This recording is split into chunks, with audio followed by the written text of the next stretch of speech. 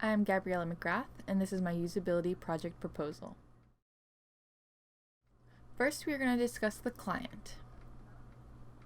I am my own client for this project.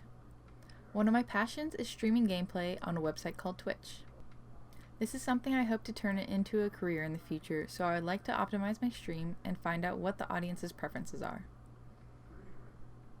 Preferences include webcam, music, chat engagement, and even social media preferences. Each of these preferences can be different depending on the type of game or content that is being put out. Now we will discuss the product itself. My personal branding would be the product for this assignment. This would include the types of games that I play, how much I engage in chat, my personality, and even streaming equipment and programs that are used. And for those that aren't aware, Twitch is a personal streaming service used mainly for video game or video game competition broadcasting. Now I'll discuss the relevance of Twitch itself. Streaming video games is an emerging field in the game industry. Twitch itself began in 2011 and has been growing ever since. Most recently, they were actually purchased by Amazon. The popularity of Twitch has been one of the reasons why esports has grown and been more legitimized in the past few years. Esports has become so popular that ESPN has a channel dedicated to it, and players can get specific esports work visas to enter the country. And here's some Twitch statistics from 2015. There was a total of 241,441,823,059 total minutes streamed on Twitch in 2015. There was also an average of 550,000 concurrent viewers at any time. So you could say that Twitch is a pretty big deal. Now we'll go into testing. This is where I'll talk about my personal ideas on how we could usability test for Twitch streaming. Let's discuss some possible methods. For the screener, we could find out whether they already have a Twitch account, and we would see what kind of games they prefer to watch and what kind of audience member they are. We could figure this out by asking how active they are in chat and even how likely they are to follow, donate, or subscribe. These are just a few examples of things we could ask. We could even ask them to list some of their favorite streamers for reference of what they like.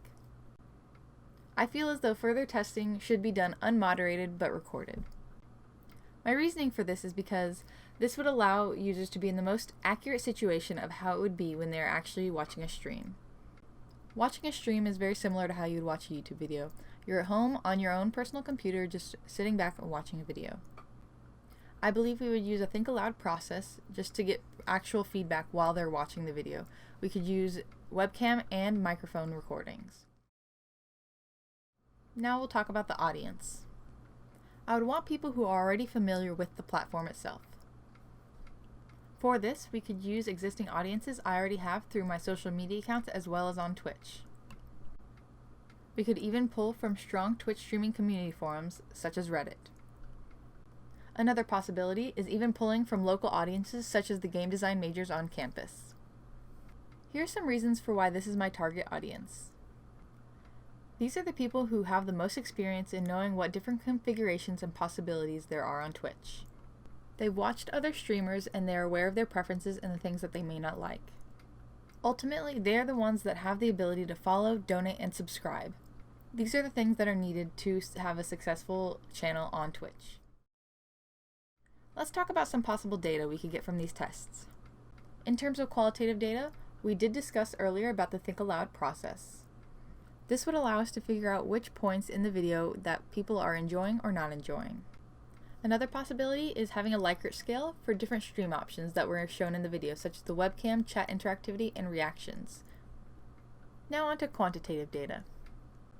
Perhaps on something like a post-test questionnaire, we could have a list of streaming options so that they could check off what they would have liked to see or what they had wished was not there. We could even ask how many streamers the user follows, as well as asking on average how often does this user watch streams on Twitch. It would even be useful to ask what other platforms they watch content on in relation to how much they watch content on Twitch. These are even questions that we could possibly ask in the screener instead of the post-test questionnaire, but those are all things that we could discuss as a group. I hope you enjoyed my presentation, and thank you.